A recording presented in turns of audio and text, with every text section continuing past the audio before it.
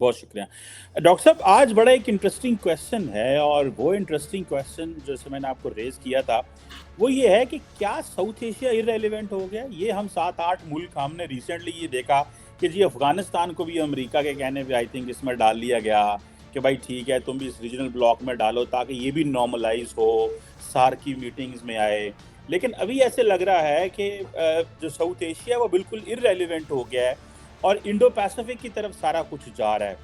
आप इसको कैसे देखते हैं? क्योंकि इंडिया तमाम साउथ एशियन ममालिक को इंडो पैसिफिक और इन चीज़ों में इन्वॉल्व कर रहा है, और वो क्योंकि ज्योग्राफिकली वो बनता भी वही रीजन है।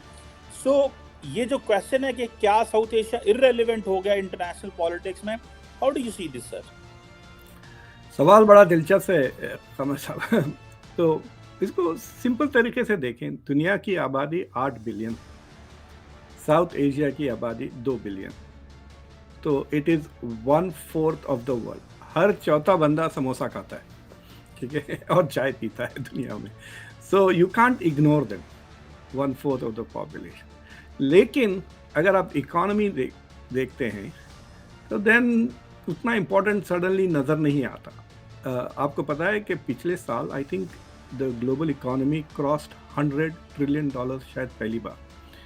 तो 22 में 103 थी टोटल ग्लोबल इकोनॉमी, $103 ट्रिलियन। और अगर आप साउथ एशिया का लें तो मुश्किल से खींचतान के 5 ट्रिलियन डॉलर होता है। तो पॉपुलेशन में तो साउथ एशिया इज 25%, लेकिन जहाँ तक के माल का सवाल है, it is contribution is just 5% of the global economy. पूरा साउथ एशिया की इकोनॉमी जापान की इकोनॉमी से छोटी है, राइट? तो वहाँ पे सडनली इकोनॉमिक रेलेवेंस का सवाल उठ जाता है कि इतने सारे लोग इतना कम प्रोडक्टिव है, right? So that is the strange thing. मतलब दुनिया on an average is 5 times more productive than South Asians, ठीक है? सो ये इम्पोर्टेंट सवाल है, और मुझे लगता है कि जब स्ट्रेटेजिक प्रॉब्लम्स नहीं होते हैं वेस्ट के लिए, साउथ का एक रीज़न था कि पहले पाकिस्तान की तरफ अमेरिका इसलिए रुजू था कि because of the war with USSR, Afghan war, अभी तालिबान वगैरह को देखा। और अमेरिका का अब रुजू जो इंडिया की तरफ है, एक तो है कि इंडिया की इकोनॉमी इज़ ऑल्सो लुक्रेटिव, और दूसरी फिर वही स्ट्रेटेजिक पर्पस है, यानी पाकिस्तान की जगह अब इंडिया ले लिया है और सोवियत यूनियन की जगह चाइना ले लिया है।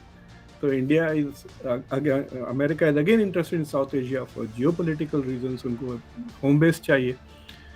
तो अगर आप स्ट्रेटेजिक इश्यूज अगर साइड में रख दें, जियोपॉलिटिकल स्ट्रेटेजिक इश्यूज, तो the question is very legitimate के should the world really take South Asia seriously when there are economies, Germany की इकोनॉमी भी तकरीबन उतनी है जितनी साउथ एशिया की है, जापान की तो उससे ज़्यादा भी है। मैं आपको और एक इंटरेस्टिंग बात बताता हूँ। आप जो मैप देखते हैं ना, जब आप गूगल इमेजेस में जाके show me the map of South Asia, show me the world map, ये सारे जो हम मैप देखते हैं, जो बचपन से देखते आए हैं, पहले तो वो सारे गलत हैं इन द सेंस के उसको डिस्टेंसेस आप गलत समझेंगे अगर मैप को देखेंगे, but they are all in proportion to physical size, they are according to area of the country. तो आप साइज से देख के समझ आ सकते हैं, अरे देखो चाइना इतना बड़ा है, अमेरिका इतना बड़ा है, इंडिया इतना बड़ा है। लेकिन अगर आप रीड्रॉ करें मैप्स, और ऐसे मैप्स मिल सकते हैं आपको अगर ढूंढे तो, according to the size of the economy, तो जितना मुल्क की इकोनॉमी है उतना अगर आप साइज के मुताबिक बताएं तो आप देखेंगे कि साउथ एशिया का भी मैप बदल जाएगा। Rest of the countries in south Asia will shrink and India will expand. यानी इंडिया का जो फिजिकल परसेंटेज है area wise is less than India's economic percentage of the south Asian GDP. So what has happened, जो पाकिस्तान की ख़ासतौर से जो economy shrink हुई है, श्रीलंका की 10% से श्रिंक हो गई है इकोनॉमी, तो ये दूसरे ममालिकों की इकोनॉमी श्रिंक होने के वजह से south Asia has once again become the Indian subcontinent when it comes to economic issues. India is the only player left there. Bangladesh की economy was doing very well पिछले 7-8-10 साल से, लेकिन इस साल उसको भी IMF के पास जाना पड़ गया because it was not resilient enough to handle Covid. अगर कोविड नहीं होती तो बांग्लादेश की इकोनॉमी वो still doing very well. You know, अब तो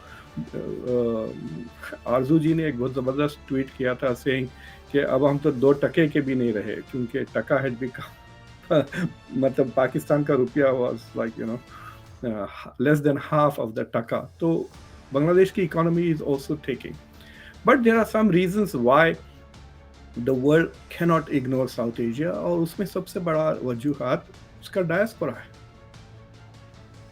अगर आप साउथ एशिया का डायस्पोरा ले लें आप, मतलब इंडिया की तो बात अब मैं क्या करूं, this has already been said many times कि हर नया CEO of any major company is most likely an Indian. अब देखें, आप रिपब्लिकन पार्टी से जो 3 कैंडिडेट्स खड़े हुए हैं फॉर्मली, उसमें 2 इंडियन हैं, डोनाल्ड ट्रंप, और 2 इंडियन आ गए हैं अभी who are running for Indian American who are running for the presidency in the Republican party. अभी DeSantis has not formally declared. तो और फिर देयर आर मेनी कंट्रीज जहाँ पे Indians are now head of states. Caribbean में लोग गिनते भी नहीं है, वहाँ पे भी बहुत सारे मतलब Indians dominate the politics, culture and economy of Caribbean and many African countries. Domination तो है, आपको याद है युगांडा में तो पूरे यही है, टैंजानिया में, कीनिया, गाना वगैरह में So you cannot ignore South Asian influence, South Asian diasporas. फिर ये जो इंडिया का जो टेक बूम हुआ है उसके वजह से भी हर जगह इंडियन टेकीज नज़र आते हैं। मुझे याद है एक 10 साल पहले की बात है, मुझे आयरलैंड में एक छोटा सा शहर है गॉलवे नाम का, तो उस शहर में बुलाया गया था because they were hosting a conference and they wanted me to give a talk. मैं रात को पहुंचा, बड़ा कॉम्प्लिकेटेड ट्रिप थी, शैनन में लैंड किया, लिमो लेकर गया, 1.5-2 घंटे की कार की ड्राइव थी। तो रात में तो मुझे कुछ दिखा नहीं, सुबह में जब ब्रेकफास्ट के लिए निकला तो इंडियंस ही इंडियंस नजर आ रहे थे मुझे पूरे डाइनिंग हॉल में इंडियंस। बाहर रोड पे निकला तो एक झुंड था सरदारजियों का, उनसे मैं मिला, उनके साथ बात किया। फिर मैं बोला चलो मेरे साथ ब्रेकफास्ट लो और मुझे बताओ तुम लोग यहाँ क्या कर रहे हो। तो पता चला कि कुछ 2-3 हज़ार इंडियन टेक इंजीनियर्स वहाँ पे थे, because Ireland was becoming the silicon valley of Europe. और अब देखें, आप ओलफ शूल्ज जो इंडिया गए थे, one of the things that he was talking about was talent, Indian talent को वो हायर करना चाह रहे हैं। So in that sense you could argue कि इंडिया की जो इकोनॉमी बढ़ गई है, इट इज़ अट्रैक्टिंग। जर्मनी भी सबमरीन बेचना चाह रहा है, इटली भी सबमरीन बेचना चाह रहा है, सब इंडिया को तेल बेच रहे हैं, everyone wants to sell them jet fighters, weapons, इस तरह। तो एक तो इकोनॉमी में परचेजिंग पावर आ गई है जिसके वजह से इट इज़ रेलेवेंट। दूसरी पॉपुलेशन साइज और diaspora size, technology, India is trying to become the pharmacy of the world. So the question is, India rising, is the rest of South Asia relevant? उसको reformulate करना चाहता हूँ question, India is rising, is the rest of the South Asia still relevant? और यहाँ पे India की importance बढ़ जाती है because I think the rest of the जो साउथ एशिया के मुल्कों हैं उनके पास 1-2 स्ट्रेटेजिक सवाल उनके सामने आ रहे थे, या तो वो इंडिया की हेजेमनी एक्सेप्ट कर ले या चाइना की एक्सेप्ट करे। तो थर्ड ऑप्शन उनके पास नहीं है। वो इंडिया की फॉरेन पॉलिसी की तरह मल्टी अलाइनमेंट, नॉन अलाइनमेंट का ऑप्शन उनके पास नहीं है। Pakistan has chosen China. Bangladesh Sri Lanka के ऊपर है कि या पूरी तरह से इधर आ जाएं या पूरी तरह से उधर चले जाएं, अदरवाइज उनके they will be torn apart. उनके जो टेंशन्स बढ़ेंगे, they will be torn apart. Some people think that they can manipulate the situation. मुझे लगता है कि Bangladesh is trying to play, मतलब इंडिया से थोड़े पैसे लेके चाइना को चकाता है, फिर चाइना से थोड़े बहुत लेकर फिर इंडिया को टेम्प्ट करता है। They can get into trouble if they try to do that. So I think that is where South Asia is at the moment. बिल्कुल सही कह रहे हैं आप कि ये आपने बड़ा एक और सेंट्रल क्वेश्चन उठा दिया है कि आपको या चाइनीज़ डोमिनेंस एक्सेप्ट करनी पड़ेगी या इंडियन डोमिनेंस एक्सेप्ट करनी पड़ेगी। एंड प्राइमरली इसमें मेरा ख्याल है जो सबसे इम्पोर्टेंट कंट्री आता है वो पाकिस्तान आता है, क्योंकि बांग्लादेश ने भी एक्सेप्ट कर ली, श्रीलंका ने भी कर ली, मालदीव, भूटान, नेपाल, वो तो सब हो चुके हैं। So the only country which is left is जो कि पाकिस्तान है। इट हैज़ टू डिसाइड कि इसने वेस्ट के साथ भी रहना है और सारा वेस्ट इंडिया के साथ खड़ा हुआ है, एंड देन उधर चाइना के साथ हमने बल्कि China Pakistan economic corridor doctor साहब फेल करवा के चाइना को भी परेशान कर दिया है। अब वो इतनी बड़ी इन्वेस्टमेंट लेके आ रहे थे, हमने उनको भी परेशान कर दिया है कि वो समझ रहे थे कि इनके ऊपर हम पैसा लगाते हैं तो चलो शायद एक नई वो होगी, तो हमने चाइनीज़ को भी नाकाम कर दिया है। तो ये एक ऑलरेडी एक और नया क्वेश्चन इमर्ज होता है, ये जो आपने किया है कि पाकिस्तान इसको मेरा नहीं ख्याल पाकिस्तान कर सकता है इंडियन डोमिनेंस को accept, looking at the environment, looking at the history, looking at the actors, जिसे आप कहते हैं ना, वो जो इंडिकेटर्स को अगर मैं स्टडी करें हम, तो ये तो इस तरह की चीज़ नज़र आती है। डॉक्टर साहब, ये जो अगले दिन हिना रबानी खर भी कह रही थी कि वो इंडिया जो है उसको इतना ज़्यादा वेपन्स दिया जा रहा है, आपको लगता है ये सिर्फ रेटरिक ही रह गई है, इसमें है तो कुछ भी नहीं है? ये बात तो 2005 में शुरू हुई थी, जब India US civil nuclear deal शुरू हुई, तो हम उस वक्त I was about to be student at international relations का, मैं स्टूडेंट बनने लगा था यूनिवर्सिटी में, तो हमने जो लिटरेचर पढ़ना शुरू हुआ तो न्यूक्लियर नॉन प्रोलिफरेशन के हवाले से,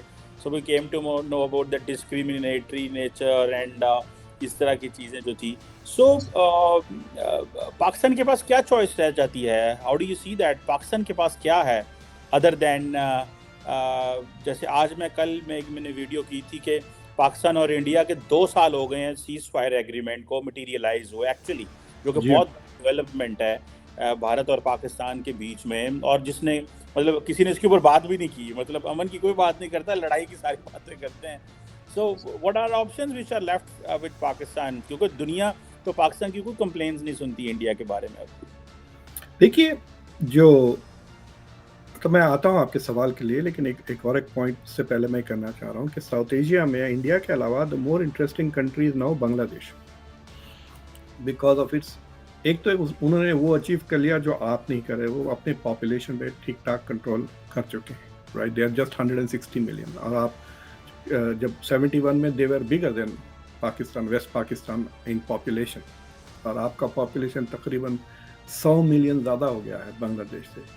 दूसरी चीज़ ये है कि बांग्लादेश की literacy levels are much better than yours, उसकी इकोनॉमिक प्रॉस्पेक्ट्स वगैरह। तो ये सवाल मैंने शहाब से भी उस दिन हम ड्राइव कर रहे थे, तो मैंने पूछा कि भाई ऑल दैट इज़ फाइन, आपकी इकॉनमी वगैरह सब वैसे डूब भी रहा है मुल्क पानी में, एनवायरमेंटल क्राइसिस वगैरह बहुत है, तो यू हैव दिस चॉइस, या तो आप इंडिया की हेजेमनी एक्सेप्ट कर लें और या चाइना, और उनके लिए प्रॉब्लम यह है कि उनके साथ चाइना के साथ कोई बॉर्डर नहीं है, पूरा बॉर्डर सिर्फ इंडिया के साथ है, उनके साथ और किसी के साथ नहीं है, it is right in the middle of India. तो उन्होंने एक इंटरेस्टिंग बात की, व्हाट अबाउट द यूएस, कि हम इन दोनों को अवॉइड करके हम अमेरिका की हेजेमनी एक्सेप्ट कर लेते, but America is not coming to South Asia as America. America is coming to South Asia as India's buddy and China's opponent. और जब तक ये रहेगा, it is like saying कि ठीक है, I am the boss of the world, but लेकिन मेरा खलीफा साउथ एशिया में इंडिया है, right? So deal with India, आप इनसे बात करें। right? बड़ा अच्छा ड्रामा आपने यूज किया। हाँ, तो अगर आप दरबार में आए अमेरिका के, तो वो कहीं नहीं जाए, मेरे बंदे से बात करें, आप वहाँ दिल्ली जाए, right? That is what is going to happen. So that is where I think this thing is, and I think from that perspective Bangladesh क्या करता है, क्योंकि बांग्लादेश डेट ट्रैप में अभी फंसा नहीं है चाइना के, ठीक है? तो we'll see what they done. इसलिए भी इंडिया का जो second highest foreign aid allocation Bhutan के बाद है, वो बांग्लादेश के लिए है। इस साल की भी फॉरेन पॉलिसी बजट में आप देखें 550 करोड़ इंडिया ने एलोकेट किए। और जहाँ तक के हथियार वगैरह का सवाल है, आई थिंक पाकिस्तान इस मतलब it's a cliche, but wake up and smell the coffee की बात है। I think the country needs to wake up and it needs to smell the coffee कि बहुत structurally कमज़ोर हो गया है Pakistan, relatively speaking। It's not a कमज़ोरी की बात नहीं, it's like saying कि बैट्समैन आउट ऑफ फॉर्म एक चीज़ है, बैट्समैन बैटिंग भूल गया वो और दूसरी चीज़ है, समझे ना आप? Out of form batsman can come back in the form, he just needs one good innings और वो आ जाएगा ना। तो पाकिस्तान स्ट्रक्चरली इतना कमज़ोर हो गया है। और देखिए, हर मुल्क के पास हार्डवेयर और सॉफ्टवेयर होता है। हार्डवेयर उसकी इकोनॉमी है जिससे हार्ड पावर आता है, बेसिकली हथियार वगैरह। तो उन मामलों में तो बहुत पीछे हो गया है Pakistan. There is no comparison between India and Pakistan. Economy को ले ले, वेपन्स को ले ले, टेक्नोलॉजी को ले ले, there is absolutely there is no comparison at all. लेकिन जो सॉफ्टवेयर है, यानी मुल्क की यूनिटी हो, मुल्क की आइडियोलॉजी हो, मुल्क का डायरेक्शन हो, इन सारी चीज़ों में भी पाकिस्तान में एक किस्म से वो केओटिक हो गया है, डिस्कोर्स केओटिक हो गया है, पॉलिटिक्स का समझ में नहीं आ रहा है। एक दिन इमरान खान जेल भर रहे हैं, दूसरे दिन आपको IMF को रिसीव करना है। See all kind of like it's like मुल्क को ना फोर्सेस अंदर से और बाहर से छीड़ रहे हैं, फाड़ रहे हैं, वेयर इंडिया को फोर्सेस उठा रहे हैं, बाहर से भी अंदर से भी। सो इट्स राइजिंग और इसको टेयर अपार्ट हो रहा है। So I think Pakistan it's like saying कि भाई आप बैटिंग भूल गए और आपको फिक्र लग रही कि अरे भाई उनके टीम के पास नए बैटे आ रहे हैं, नई टोपियां आ रहे हैं, नए jersey. Those are not the relevant point. The point is कि you are out of the game. And I think that is realise. जिस दिन पाकिस्तान रियलाइज करा कि it can not compete with India, उस दिन उसकी तरक्की का पहला दिन होगा। That day it will realize that it can. मेरा ख्याल है डॉक्टर साहब, इसमें आपको नहीं लगता question is not about competition now, the question is about dominance, the question is about get accepting कि जी ये जो मुल्क है we will not let it dictate it. So competition तो हो ही नहीं रहा, मेरा ख्याल है। इट्स अबाउट नॉट जो I am just trying to, मैं भी समझने की और सीखने की कोशिश कर रहा हूँ। एंड आपको नहीं लगता सवाल तो और है, कंपटीशन तो हम कर ही नहीं पा रहे। आपने बिल्कुल खूबसूरत बात की कि पाकिस्तान को अंदर से जो है वो खींच रहे हैं, जबकि दुनिया उसको, इंडिया को उठा रही है। सो दोनों की डायरेक्शन ही अलग है। सो कंपटीशन तो हो ही नहीं रहा। It's about accepting the dominance कि हम इंडिया को नहीं कहेंगे कि जैसे फॉर एग्जांपल सारी साउथ जो ग्लोबल साउथ की डिस्कशन है, Pakistan is a part of the Global South, but there is no discussion on Pakistan. So India भी डेलिबरेटली आंखें चुरा रहा है, इग्नोर कर रहा है, पाकिस्तान भी उसको कर रहा है। सो ये बात नहीं, India is diplomatically punishing Pakistan by ignoring its issues. देखिए G20 में जो कई मुद्दे जो उठे फाइनेंस मिनिस्टर में, India talked about the debt crisis of developing countries. दो तरफ से, एक तो debt crisis as a result of China and debt crisis as a result of Covid and climate. They could have used Pakistan as a case study to say that the West is not doing, the world is not, G20 is not doing enough to help the global South. लेकिन problem ये है, अगर उनको बुला लेते तो वो गंद फिर करते। आपने देखा ये तुर्की और पाकिस्तान ने मिलकर फिर कश्मीर का मुद्दा उठाया। इंडिया में इतनी थूथू हो रही है, कह रहे हैं कि ये मुसलमानों को यकीन ही नहीं कर सकते, इतनी मदद की हमने अभी अर्थक्वेक, फिर उसके बाद हमारे पीठ में छुरा भोंक दिया। So that's a credibility issue। यानी ये पाकिस्तान को हम जरा भी चांस देंगे तो वो फिर बदमाशी करना हमारे साथ शुरू कर देंगे। So that is the perception which Pakistan will have to overcome। The other thing is कि ये जो rhetorical बातें छोड़ दें आप and really see इंडिया का domination, what does it really mean to Pakistan। देखिए ये जो बातें जो हो रही हैं, एकलव्य न्यूज इंडिया, अंतर्राष्ट्रीय खबरों का मंच।